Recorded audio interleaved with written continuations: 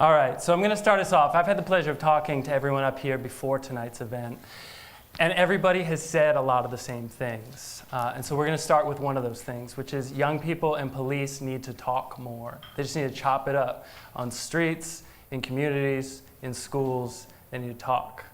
So the young people have said that, and the officers have said that. So we're going to start with the young people. And I'm going to ask you guys, why is that important? Why do you think it's important that young people and police talk? About the weather, about sports? How are we supposed to feel safe to talk to somebody who we don't talk to on a regular basis or we don't see on a regular basis?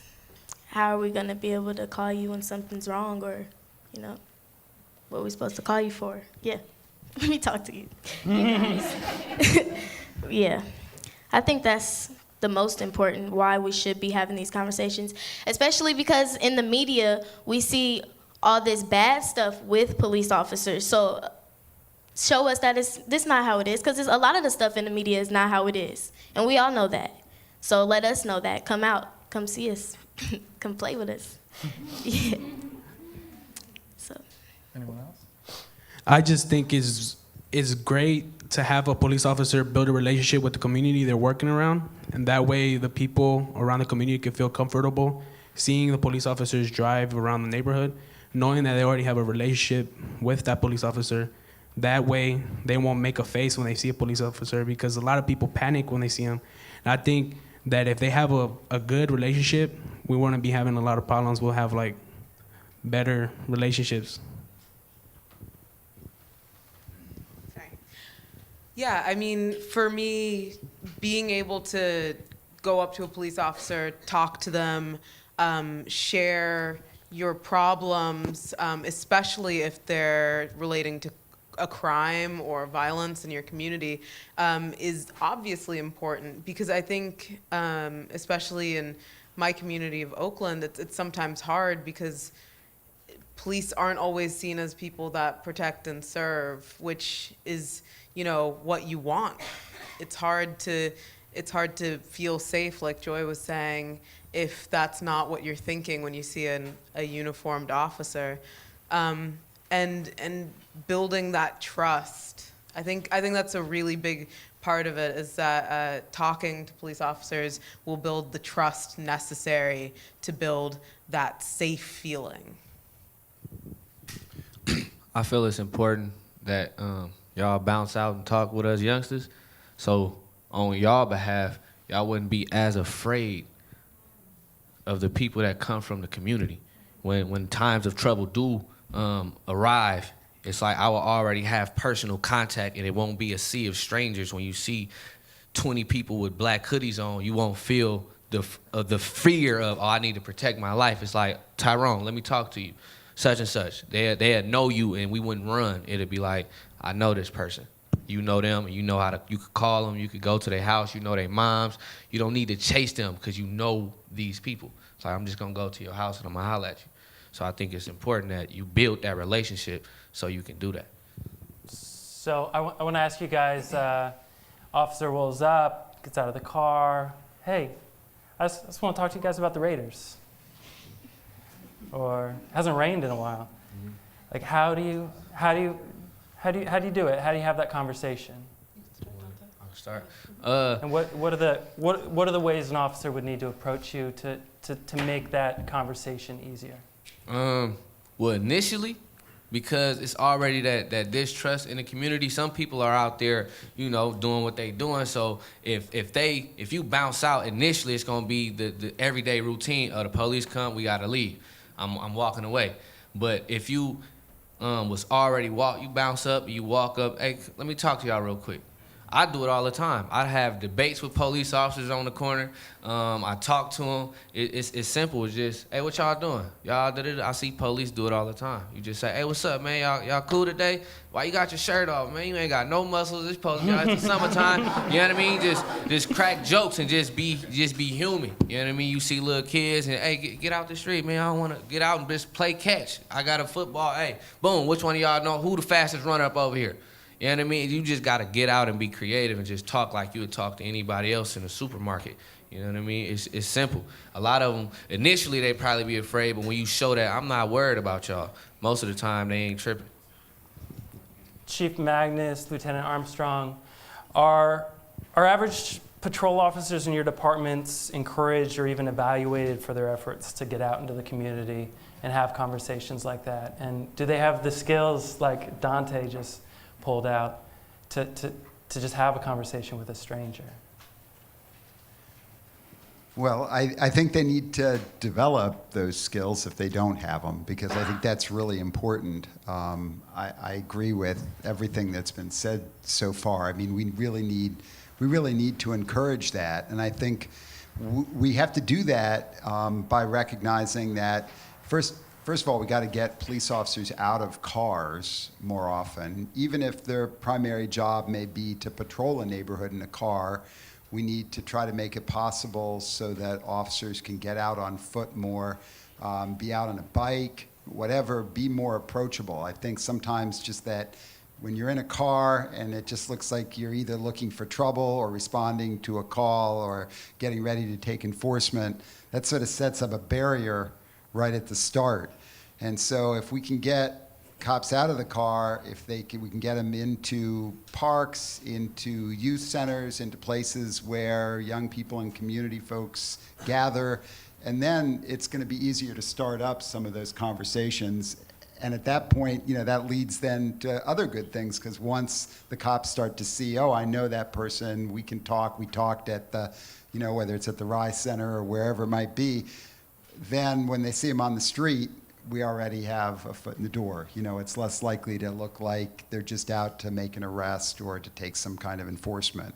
But that's got to be a priority. We're trying to make it that way, but it takes time to change the culture in a police department. That's part of the challenge. So I agree as well with most of what was said. I say that, being born and raised in Oakland, obviously I have a distinct advantage, right? That I understand the community in which I grew up with. I'm comfortable with the people that I interact with. And so in some ways, I utilize some of the things that this young man talked about, that I'm okay with having those conversations. But what I've done at the Oakland Police Department is really try to incorporate new programs that really challenge officers to do these things that he talked about. One of the programs that I've just started was a program that we bring in students from all 6 high schools, traditional high schools in the city, and we introduce them to police officers within the police department. We have our officers come by, talk to them, allow them to ask questions of the officers so that we can begin to have that dialogue that we talked about. These officers as well have to be comfortable with dealing with the people in the community. And so we as a police department have to understand that a lot of people that we hire are not from Oakland. And so in some ways, it's an adjustment for them sometime of working in this community. And so the police department is responsible for that. And so we have to do a better job engaging with young people, meeting with young people where they are, coming into their communities, into their schools, and meeting with them directly so we can begin to have this dialogue that they talked about. I think our officers want to do that. They want to not have to feel like the people that they police don't trust them or don't like them. And so I think it's mutual, though, because to this young man's point is that I've been out here a long time, nearly 17 years, and he's right.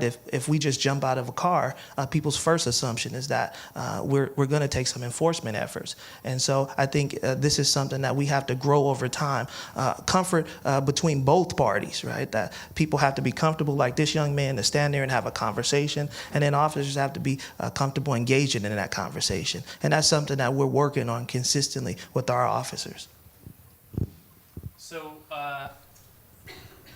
a lot of why we're here tonight is to talk about more than just conversation, but it's when things go south. And I'd like for the officers to talk, maybe if you could share a story about an instance when you've been able to de-escalate a situation that could have been intense, and through communication with a person, you were able to step it back down. Because in the last couple of months, we've seen situations that have gone the other way. And what are ways that you've been able to de-escalate tensions during an arrest?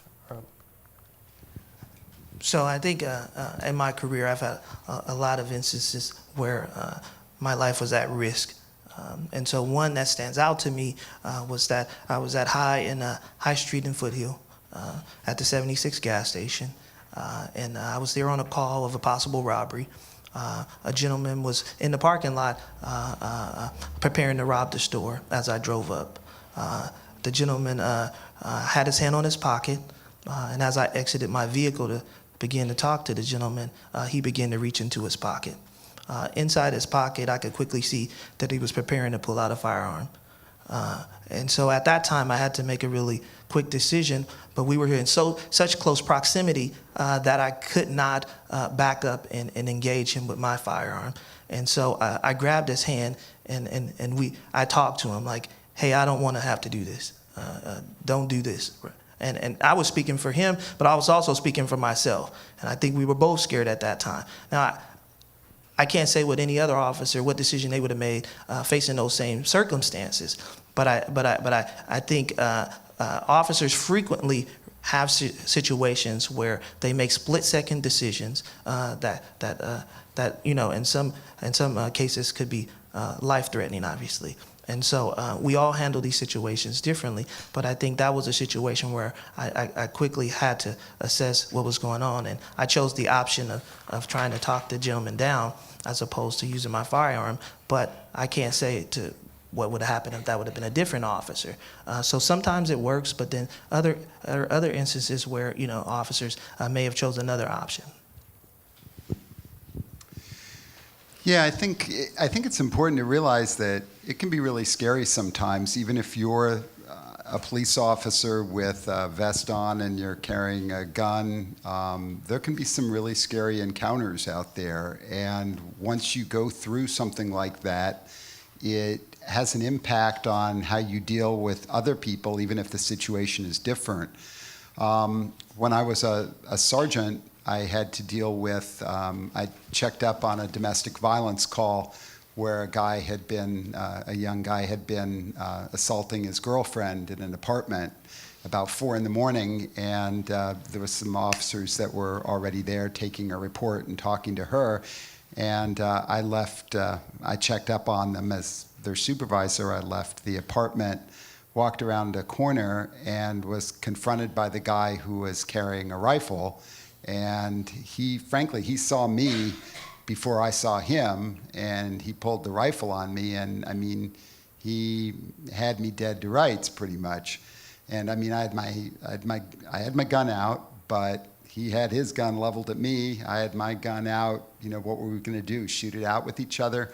And so I started talking, and over time he started to back up, and both of us were pretty stressed. He was a young guy. I was very confident that he was panicky, but sometimes if you can talk, you can get people to start to just calm down even a little bit more so that they're thinking about what they're doing. And eventually, he backed up. He backed into the apartment. We ended up having to do a negotiated deal to get him to come out, but that was way better than what could have happened because we were both so freaked out. And I'll admit it. I mean, it's pretty scary to come across somebody who has a gun pointed right at you. And so I think, again, every situation's different. Like the lieutenant said, I probably would have been entirely justified in shooting him. Backup arriving on the scene to cover me would have been justified in doing that. But fortunately, this was a case where we sort of were able to read each other in a weird way. And you know, the interesting thing about this guy is that he actually stayed in touch. A couple of years later, I got a letter out of the blue from him saying that he was really sorry about what happened. He'd been having a lot of trouble with alcohol and drugs, and he'd gotten his life together, and things had changed, and he was really grateful that we were both okay. But you know, I won't try to pretend. It's not like TV where everybody's just cool, calm, and collected if you're in uniform. These are scary deals to be involved in, and sometimes they impact the way you deal with other people based on what you've gone through in a situation like that. To that, I think I'd like to turn it to the young people. I know that the young folks have come up here tonight with some questions that they'd like to pose to the officers. So, Soraya, why don't you start us off by asking the lieutenant and the chief a couple of things, maybe one thing that's top of mind right now for you that you've been wondering about. Sure. I was wondering about if police officers, while they're in the academy or in training programs, are taught to choose restraint or leniency specifically with youths. I'm not saying, again, in dangerous situations for yourself or others, but in general, just day-to-day actions, is restraint and leniency taught? Because I think that's, again, what builds trust, is knowing that they're there for you, not just to punish you, but for your best interests.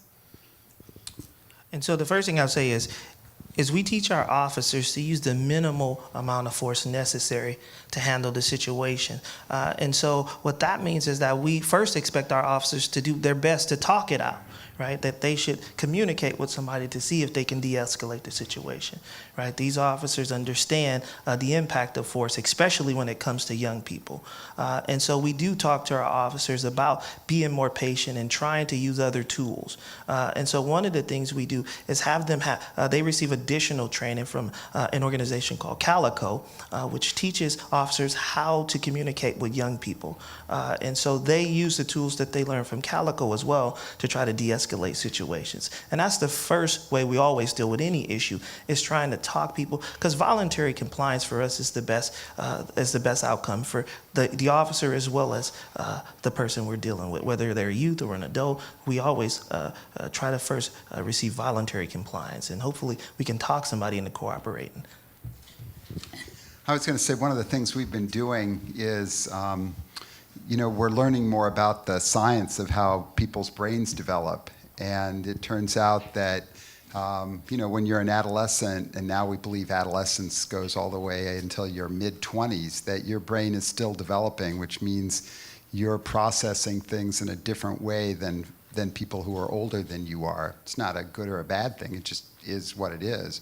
And so there's a program called Policing the Teenage Brain, or Policing the Adolescent Brain. And the idea is to train officers in how young people, as they're growing up, process information differently, including how they respond to force, how they respond to authority, all those kind of things, because it's different than what cops are trained to do, across the board. And so this has been really helpful, because one of the things it emphasizes is the importance of talking more and explaining things more and using a little bit more patience and helping to understand that young people don't necessarily respond to force or even direct commands the same way that folks who are older than them do. And so the more we can help police learn how to deal with people at different points in their lives, the more effective they can be in resolving situations without having to use force and doing the kind of communication that we want to see more of. Joy, do you have a question you'd like to pose for the officers? One of my questions was, do you ever follow procedures that you don't agree with? That's a great question. So, do we ever follow procedures that we don't agree with? Well, here's the thing.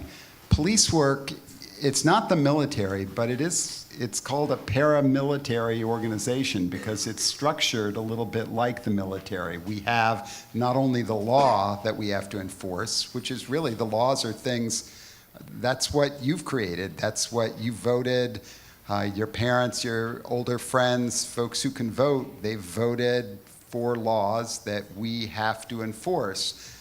Most of the time, I think it's fair to say, we probably agree and support those laws, but there are times where there are laws that we might not necessarily agree with or think are the best way to resolve a problem, and yet in many cases we're still obligated to enforce them because that's what we're expected to do. That's part of our job. It's also true in terms of even department policies. It's funny, now I'm the chief, so I get to have a lot more say than I used to as an officer about what those policies are. I can tell you when I was an officer, there were a lot of policies in our department that I didn't agree with. And one of the things I decided to do was try to work my way up in the organization so eventually I could change those policies. But I'll admit, I mean, I think there are probably still some policies in my department that aren't as good as they should be. And so one of the things that's helpful to us is when you, as consumers of our services, and even if you're a young person, you are a consumer, you're a citizen, you're going to be a voter. You have a right to have say in things. So if you feel that a police department in your community is doing things you disagree with, and it's because of a policy that's in place, you should make your views known on that. And I think that's really important so we can get those things changed. Yes, I agree. The first thing I was going to say is that the chief makes the decisions at his organization, so he sets the policies and procedures. For officers like myself, I think to the chief's point, we're a paramilitary organization, and so we have to follow the rules and regulations, policies and procedures of the department. But I think we have a mechanism in place for our officers to draft letters to the chief on behalf of changing policy, right? When officers have a suggestion that hey chief, maybe we can relook at this policy. Here's an example of where it may not have been as effective as it could have been, and so we open that up to officers. I think they experience firsthand what's going on in the streets, and sometimes policies are outdated. Sometimes things change within society that makes us as a department need to make those changes. And that's why we bring those changes to chiefs and leaders of our organization so that we can have that conversation about, responding to maybe what communities feel like is not the appropriate way to handle things. So we do evaluate policy consistently at the Oakland Police Department. Joy, did you have a follow-up? Yeah, I just want to say that something that really stood out to me that you said was it's our job. And maybe like sometimes you should think more of like we're human too. So that's sometimes with the question that I just asked, I believe that maybe if police officers thought more of like, well, we're human too. This is not just a job. Like we really here to help you. Maybe that would help like the way I felt about the question that I just asked. So. No, I think I think you're right.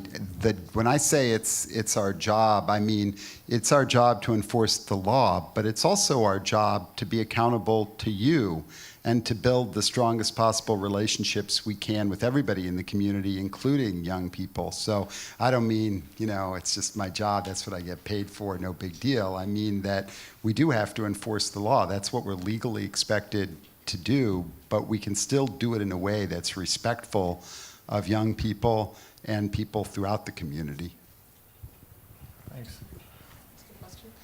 I was wondering how easy it is for communities and youth groups to actually get responses from their departments for changes that they would like to see happen. How responsive is your department or yours to actual changes that we want, and how can we even have a conversation with you about those policies? So what we do at the Oakland Police Department is all of our commanders and supervisors' emails are on our website. We always accept emails from community members that have questions, that have concerns. We bring those concerns to our bosses. People bring them to me often. I'm sure people bring them to chiefs of police often about recommendations that they've had from community members. I think we're open to that. I think the reality is that most laws have changed because somebody challenged the current law, right? And that's how case law is developed. That's how laws consistently change by people, challenging these laws. And there's no difference when it comes to policies and procedures. I think the chief makes the ultimate decision whether it's appropriate for the department or not. But we do pay attention to those things. We do respond back. And quite often, our officers are tired because all of us carry these phones with us, and we're constantly responding to emails of our community members regarding their questions, regarding their concerns. And so that's something that we take very seriously. And we have social media sites. We respond to our Twitter accounts, our Facebook accounts, our Nextdoor accounts. All of those accounts are monitored consistently by our commanders and by our staff, and we respond to those things. I'm sorry, I don't want to stop this, but I do want to make sure that each one of the young people has an opportunity to ask a question during this section, and we can definitely come back to that because I feel like that's important information for all of us here tonight to know that there are communication avenues that we can use. And so, Chief, I don't want to cut you off, but I definitely want to, Alonzo, it looks like you got a burning question over here. I want to make sure we get it in. My question is, I've seen people sagging their pants in wealthy neighborhoods who get singled out in questions. My question is, why do police do that? That's a good question. Because the reality is that there's no law that says you can't sag your pants. Police officers are supposed to use things as descriptors that they're provided that the person is involved in some type of crime. If the person is not directly related to a crime, then sagging pants shouldn't be a true issue. And so I can't speak to any specific event that occurred, but our officers are not trained to use sagging pants as a reason for making a stop on anyone, despite color or race or any issue, really. Dante, let's finish this section with you. Do you have a question for the officers? Well, the two of the questions that I had on the card was kind of answered, but it was another question that was just on my mind. Because I grow up in a crime-infested neighborhood, does that make me a gang member? Well, so you know the answer already, which is no. Of course it doesn't. And one of the things that we're trying to get better about as a police department is being, I guess the word would be a lot more strategic or smart about if we're dealing with a gang problem. And you know, if you've grown up in Richmond or Oakland, we have some real serious gang problems. Nobody's going to try to sugarcoat it and pretend that's not the case. But not every young man, in fact, the overwhelming majority of young men and women in neighborhoods that have gang problems are not gang members. And so the key thing that we got to get better at is knowing who it is that we need to take enforcement on. Because there are some people that we do know through intelligence, through tips that come from the community, through experience that officers have, that they're really involved in serious gang activity. They're often carrying weapons. Those are folks that we probably need to give the attention to, but not just anybody who is a person of color, for example, in a neighborhood where there's gang activity. And so, yeah, we got to be more thoughtful about who we take enforcement action with and not stereotype. And just to piggyback on that, I can only speak on the behalf of Richmond, California. I'm from North Richmond, California, and as far as I know, there is no gang. Everybody that grew up in North Richmond is blood relatives. And on the other side of Richmond, we're blood relatives. And it's just it's a feuding problem between people, black on black crime or whatever you want to call it. But I don't see anybody who claims to be a gang member because they grew up on the street with all of their cousins, aunties, and uncles. That's a family. You know what I mean? And I feel like one of the problems that comes up with the police department or in the community is that when you look at it as a gang member, and then it's easy to have that fear because now you don't know who is who if everybody looks alike. And as far as like what considers to be a gang, two or more people who have a uniform and that goes by a name. And well, that's almost everybody in the community who wear white tees, a hoodie, Nikes, a hat, whatever it is you want to call it. So then now it's kind of hard to say who is and who is not committing crime. You see what I'm saying? So I just wanted to just throw that in the pot. And I understand that. I really think this transition that we've made at the Oakland Police Department, and I know some of the strategies that Richmond is doing, is really this intelligence-based policing concept that we're using, which we hope helps prevent that, right? That our officers are more informed about the people that they take enforcement actions against, right? But I grew up in the hood too, right? And I grew up in West Oakland. I grew up in the Lower Bottom. I was born and raised in Camel Village. And so I'm going to tell you the reality is that young people also got to make better decisions about who they hang out with, because the reality is that you know who is in the game, right? And so you might have grown up with them, you might be friends with them, but oftentimes we find some people that are not engaged in criminal activity but have friends that are, right? That friends that might be on the corner, friends that might do whatever. You may not even know, right? And then you might be hanging out with them, and then our enforcement action might have an impact on you. We ask our officers to do thorough investigations to make sure that we focusing on the right person. But sometimes it does happen. I'm gonna be honest with you. Sometimes it does happen that we might end up stopping someone that may not be an actual person, like you said, in a gang. He might just be stopping, talking to his cousin, like you said, talking to a friend or a relative. We expect our officers to do a thorough investigation and let them go, right? And so that's what we expect for them to do: investigative police work, professional police work, constitutional police work, so that if you don't have no reason to be stopped, we should let you go. So I'd like to insert myself just quickly with a question for the young people on the panel. Just if you could, by a show of hands, let us know which of you would consider becoming a police officer as a career. Okay. So in following that question, and that's a fair response, what are the factors that keep you from looking at becoming a police officer as a career pathway? Now nobody wants the mic now. I look at it like this. As far as I know, the history of the police department in this country has been brutal to my people. So I feel like that's not just the crack epidemic. I'm talking about from the time black folks was brought here up until today, we have been mistreated and purposely targeted. So to become a police officer, I feel like that's 400, 500 years of institutionalized racism that I am not going to change by just becoming a black police officer or from the neighborhood. I feel like I can't represent that system. You know what I mean? Institutionally, I can't represent that system. So I'm tossing to you, Lieutenant Armstrong, that NPR reported this week that only 7% of Oakland police officers live in Oakland, that only 19% are African American, even though the city's population is 29% African American. And I know that some of the reasons you got into the force are to change that. And so I understand this young man's point, and I'll tell you where I grew up, I never seen a police officer that I liked. I never dreamed of being a police officer. That was not a career that I saw for myself. I grew up where Black Panther Party was alive and well in the 70s. I'm not going to age myself and tell you how old I am, but you know, these were things that were part of my community.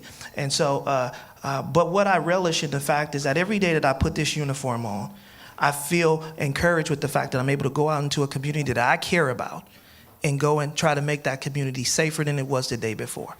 And so some people choose to say I could never be involved in it, but my whole family lives in Oakland. And so they deserve to feel safe. And they deserve to have police officers that they trust. In my community, they trust me. In my community, they like seeing me out there. They feel like that's what a police officer is supposed to exemplify, that they come every day trying to work hard to make their community safe. And I believe the citizens of Oakland deserve that. And so I understand 400 years, but you know, I would say that I encourage any African American officer that's interested in participating in this career. It's important. It's important that people see us. It's important that people interact with us. It's important that we take responsibility for what's going on in our communities as well. I'd also like to answer the question that Jabari posed to us. And really one of the reasons that I wouldn't consider becoming a police officer is because I think there's a lot of good that I can do within my own community, more flexible good. And I feel like becoming a police officer can really isolate from the community. I mean, it's what we're talking about right now, you know, about just like hopping out of a car and being able to talk to people. It shows that you're not even, or it doesn't feel like you're part of the community. And so I can do a lot of good for my neighborhood, for the people I live with, a lot of flexible good for a lot of people that not only make them safe, but make them smarter and more artistic and more powerful voices. And I think that because I don't see enough advocacy in police work, it's hard to imagine myself making that a real life choice. So I'd like to answer that because I have a lot of respect for change agents, whether they're out in the community, out on the streets, or whether they're in the organizations and places that they're trying to change. I grew up as a young person who had no love at all for the police.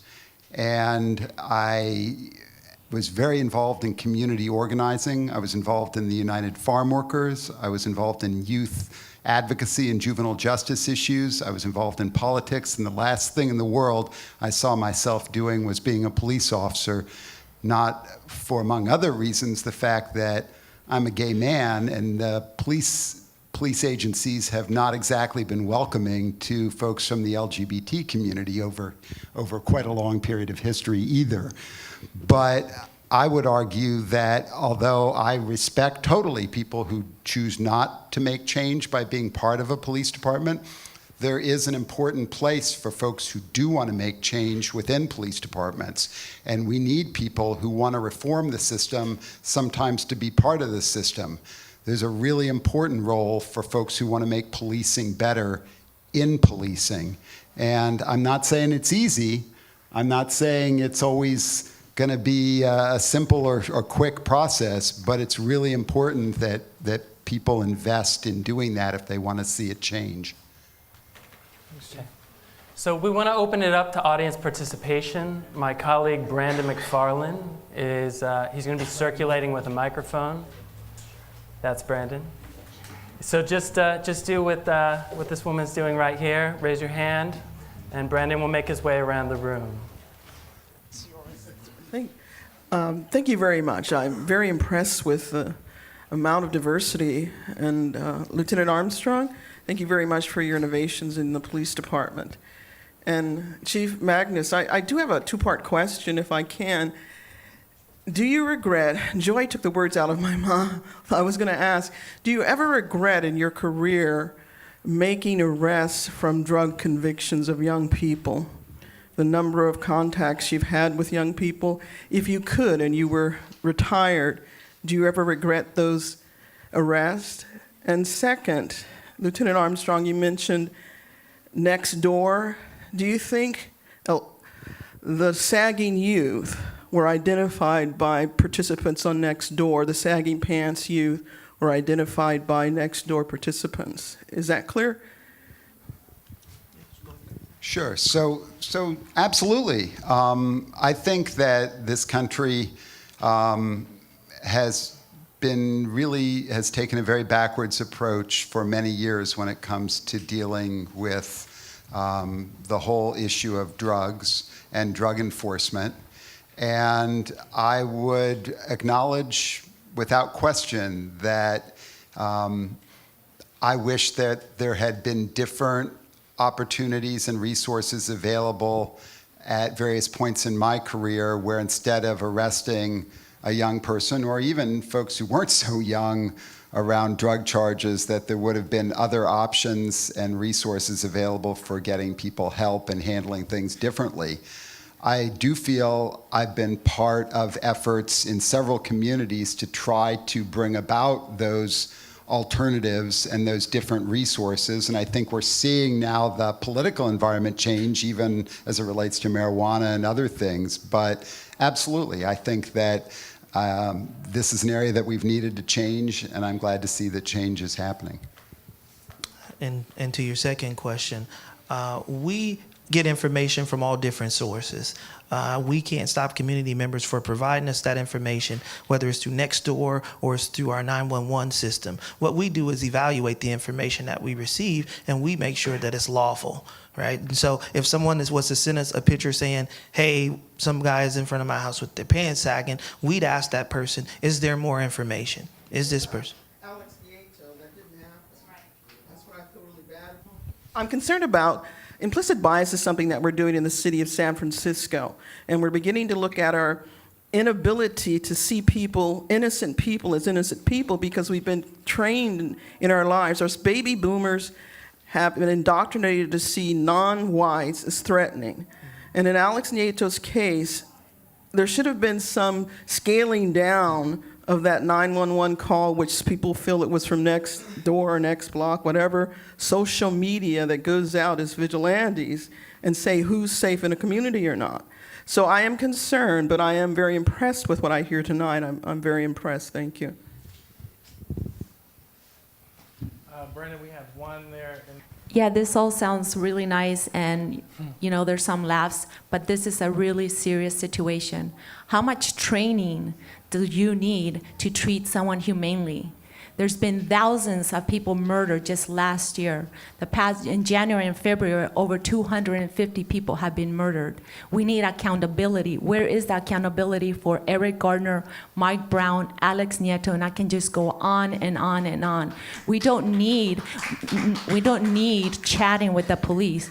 We need the police to get punished for all the murders that have been happening. The role of the police is not to serve and protect, it's to serve and protect the system, the rules over people. If it was to serve and protect, there wouldn't be any murdering on a daily basis, every 28 hours. And if it was just a few cops, then there would be some punishment, but it's not a few cops. It's a whole system. And we need revolution. April 14th is a national day of protest to end police brutality, get out on the streets, because that is what we need. So I'm hearing two questions.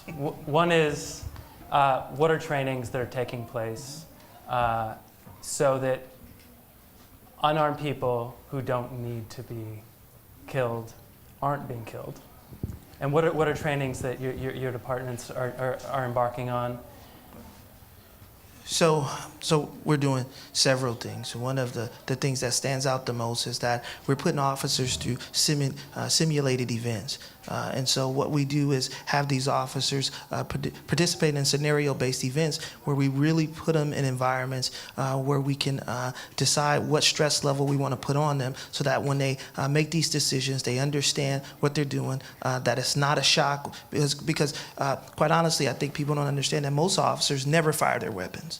Right, and so in most cases, when they're involved in these type of incidents, it's a split-second decision. And so what we've done is incorporate a 10-hour training for our officers, where our officers can have this scenario-based training, so they can begin to make decisions under stress.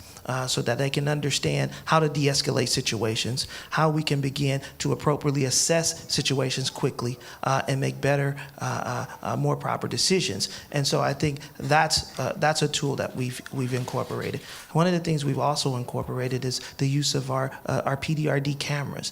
So we were the first police department in the country to equip our entire police department with cameras, with VView cameras. And so we use these VView cameras not only to assess what the officers are doing, but as training tools. The opportunity to look at these videos and see how officers are interacting with community members to see if we can provide them additional training to improve that if that's necessary. And so these tools are in place. Also, we've incorporated what we call an executive review board. And so anytime an officer is involved in a use of force where they use their firearm, that use of force goes in front of that board. That board really looks at everything related to that shooting to ensure that the officer followed the policy, the officer's decision was consistent with the law, and if there's a need for additional training or anything of that sort, that we can recommend that and get that to the officer. So I want to answer the question a little more directly, if I can, because you make it sound like it's, that if we're taking this seriously, that we can't also be working to improve one-on-one and small-scale engagements with the community and focusing on things like how we just communicate better, and even the idea that how do we help officers become more approachable. I think we should be doing all of it. I think we should have a system that's more accountable around police use of force. But I also think it's really important that we improve one-on-one relationships between police officers and members of the community. And I would just suggest back to you that it seems like there's some understandable anger and frustration at the idea that the police are engaged in stereotyping and engaged in bias against large groups of folks. But it has to work both ways. So if you're going to say all police are murderers or all police are doing this or that. How's that really different than us saying all young people who live in a neighborhood are gang members, or everybody who has saggy pants is involved in criminal activity? I mean, it's making generalizations on both sides. And so if we want to get beyond that, I think it's right for people to protest, to want accountability, to want to change the system. I think that's really important. But I also think we have to figure out how we can build some mutual respect for each other if we're going to move forward in a community where we live together, and ultimately we're going to have to grow and have futures together. That's important to me, and I think that's important to most people, regardless of their age. How do you go about really correcting those specific officers or individuals that do take out and do racial profiling against police, etc.? I mean, against citizens, etc. Because, you know, I was walking down the street in Oakland just like a couple of days ago, and a week ago, etc. And two cop cars stopped me, all right, and said that I looked like a suspect. All right, and I'm walking down right here in downtown Oakland here, okay? It's not nowhere, you know, out of the bad, but what can actually police officers do? And as a police chief, what can they do? Yes, so you're right. It's not that easy, and it doesn't happen that quickly for me to make change within my department or for change to happen in a larger department like Oakland. But the way it happens is things like the lieutenant just described, where we now have our officers wearing cameras, so we have evidence of when they're not doing things the right way, as well as when they are doing things the right way. If they're doing it the right way, we can use that to train and try to reward that behavior. If they're not doing it the right way, we can hold them accountable. We have to have policies that really mean something, that we enforce. We have to promote the right people who get it, not promote the wrong people who are engaged in the kind of stuff that you're talking about. We have to discipline, and in some cases, that may even mean firing people who are doing things that they shouldn't be doing. This is not an easy or quick process, but I don't disagree with you that it has to happen if we're going to see things change in this relationship. Yes, and also just to refer to your camera thing, they turned off their cameras when they were approaching me. So how can you demand, in a sense, or have some type of terms where they can have to mandate to leave on their cameras or cannot turn off their cameras, in a sense? So because it stopped happening in Oakland, I'll tell you that our officers are mandated to keep their cameras on. And if that was an instance where those cameras were turned off, then that's something that we as a police department should know about so that we can look into that further. The officers clearly understand what the policies and procedures are. So if that's true what you said in that instance, it's important that you bring that to the police department so we can look further into that. I just want to say that most of the killings and police brutality that we do see is on camera. So I don't know how that's going to be different. Or why should that, because y'all have these cameras on, that justify what y'all doing right or what they're doing wrong. But when you killing somebody on camera, that should show you that you're doing wrong too. So I don't understand what the camera, what's the difference? Well, the camera is only one tool. Is it going to solve the whole problem? No, of course it's not. But yeah, I understand that. I don't want to cut you off, but how? I don't want to cut you off. I'm just saying, can you say how it will? I understand it's not going to solve everything, but how? What will it solve, and how? What's the difference? yeah, so the more evidence we have in any legal system, if somebody's going to be held accountable in the legal system, whether it's, one of us in uniform or whether it's somebody out on the streets or that we might arrest, we have to have evidence. That's how the legal system works. You have to build a case, there has to be evidence, and then it goes to court, and a jury or a judge makes that decision. That's how our system works. The camera provides one more piece of evidence. Is it enough always to convince a jury? Does it always show the whole picture?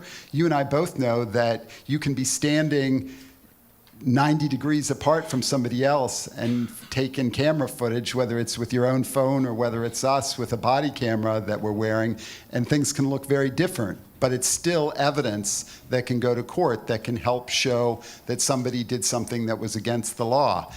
Does it work every time? Is the system working as well as it should be? I'd agree that it doesn't, but I think having evidence that shows what really happened as best we can and putting all those pieces together and then letting the court system decide, that's about the best way that it can work. I don't know how else we hold people accountable, whether it's police officers or whether it's folks out there in the community. I'd like to move back to the audience just quickly. Brandon, there's a person here. Thank you. I do just want to thank everyone here for your courage in being on this panel and just for your honesty. But kind of piggybacking off of this gentleman's question, I think one thing that everyone seems to agree on is that both officers and the people in the community need to really recognize each other's humanity more.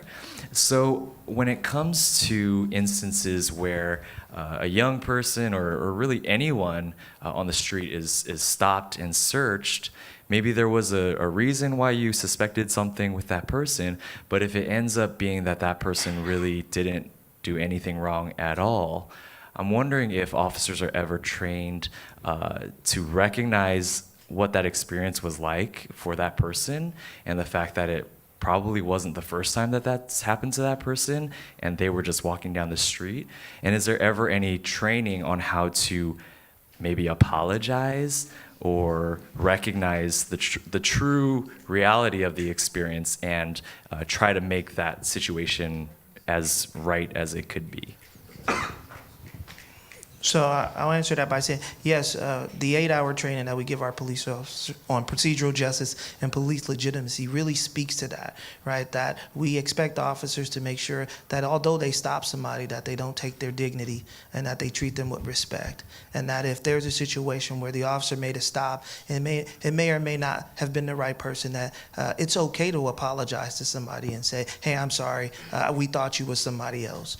We encourage our officers to also share the information that led to the stop. So whether that means the officer says, hey, I want you to listen to the dispatch call that I received that led me to stop you, the description that I received that led to that stop. We encourage our officers to do that. And that's something that we have to work with our officers consistently, right? Because these officers deal with a lot of calls. And so we recognize that as leaders in the organization that these things can have an impact on the officers over time. So we have to consistently work with them on recognizing the importance of talking to people with respect and making sure that they apologize and acknowledge that it's not your fault, that I was taking lawful action and I'm sorry that it impacted you in a negative way. So that is something that we talk to our officers about.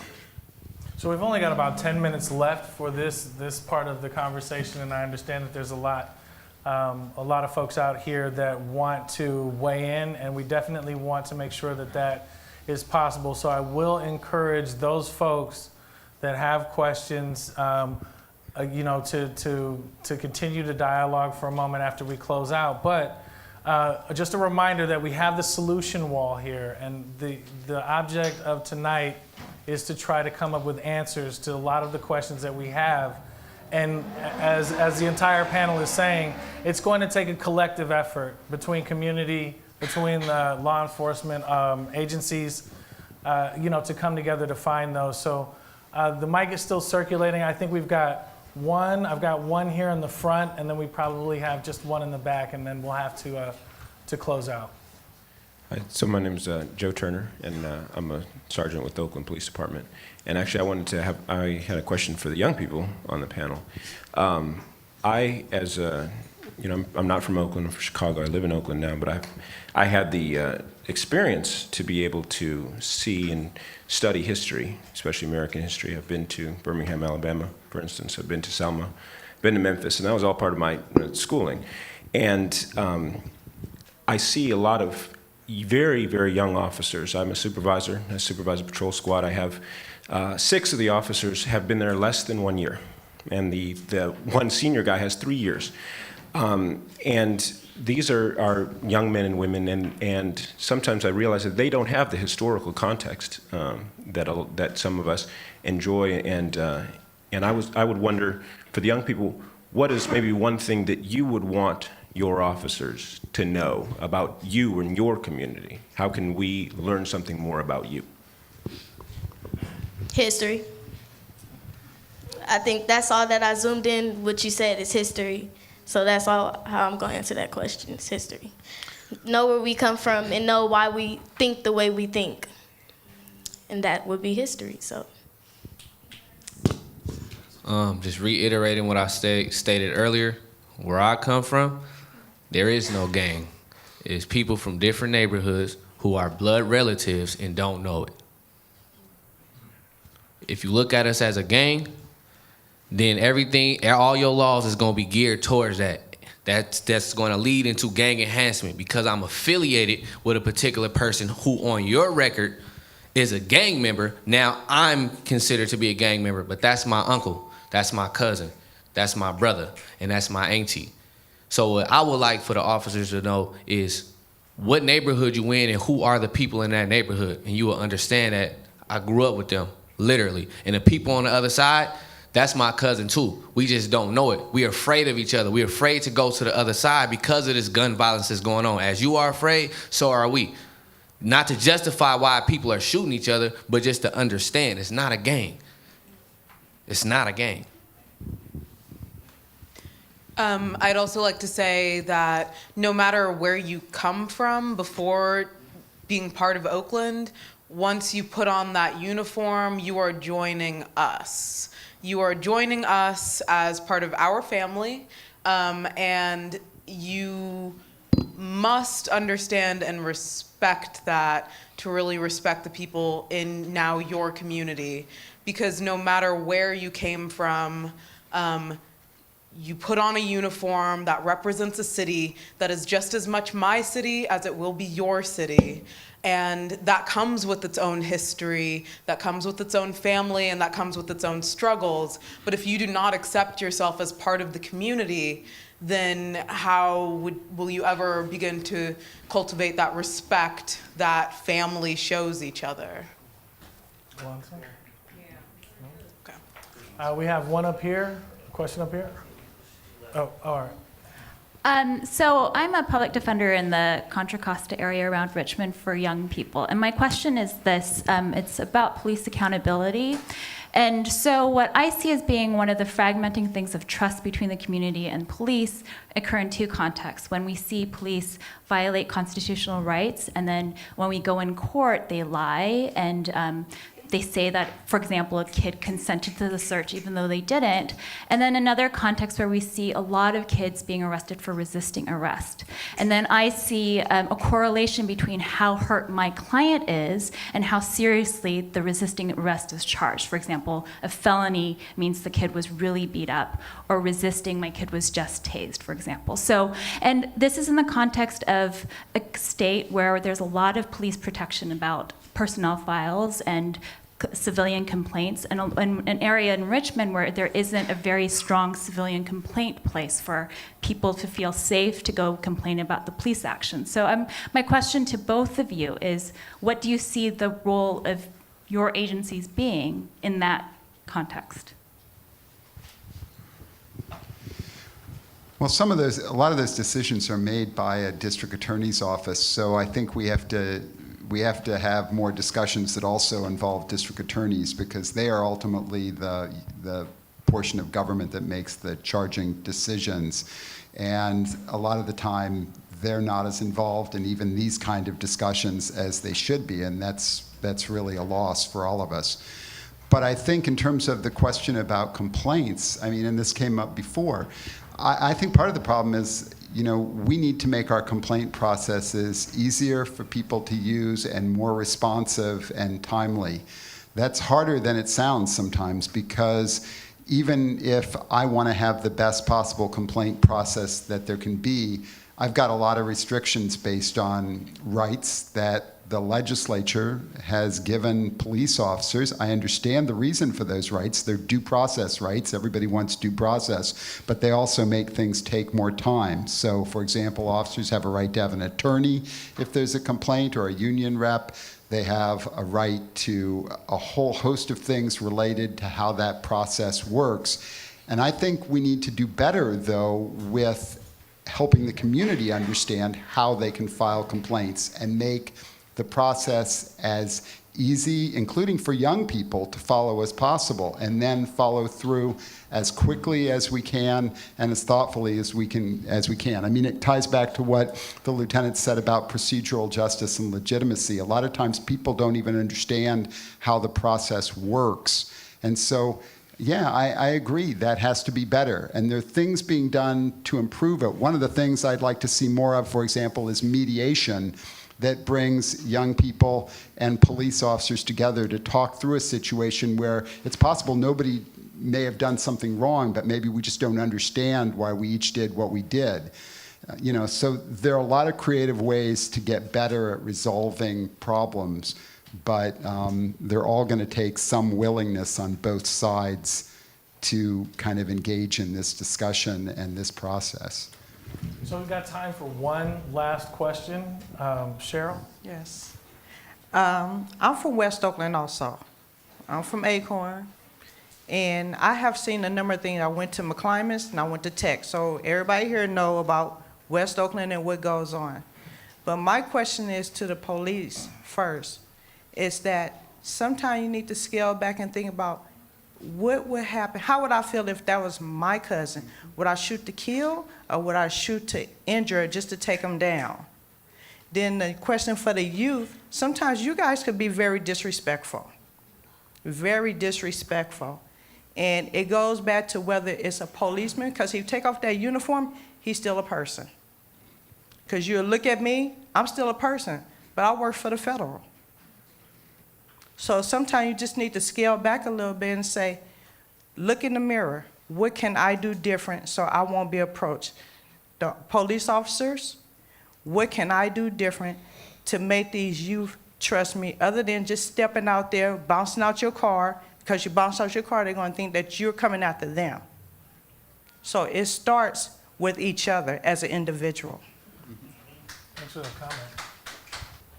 comment. For the young people on the panel, if there's one thing that each of you could say that you would like for not only the officers in the room, but the officers that may, just police officers in general, if there was one thing that you would want them to leave with from a conversation like this tonight, what would that be? I like for officers to challenge the system that criminalizes poor people and labels entire groups of young people gang affiliated just because they stay in a neighborhood that has crime.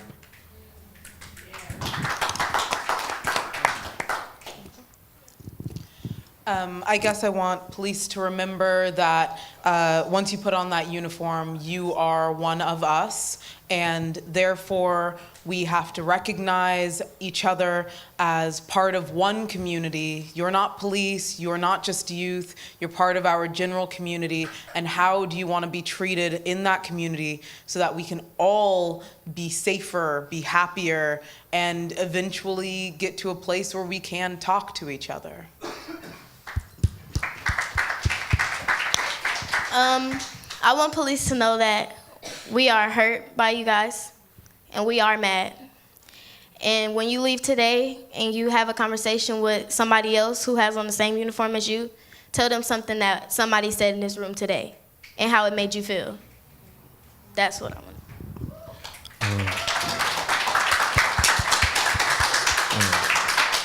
Well, in general, keep it brief. You are not above the law. You are people. We are people. And just keep it at that.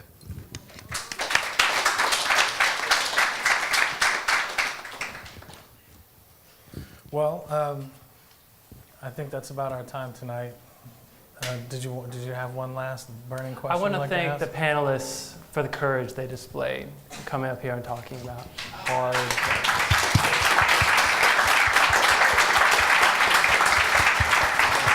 And I want to say that the time flew by for me. And for me, that means that we're having a discussion that's bigger than can fit in the time frame we allowed tonight. And we need to create more time frames to have this discussion. And I want to thank all the different types of people who are sitting in this audience, in uniform and out, community organizers, young and old. That's what I want to say. I'd like to make sure that we acknowledge what just happened in this space, that folks did come together, and we are walking through some very, very intense feelings and some very distressing times. So I appreciate everyone in this room for how we've all conducted ourselves tonight, and hopefully that this dialogue will continue, because you're absolutely right. It can't stop here. This is a conversation that needs to continue to happen, and this is a long walk.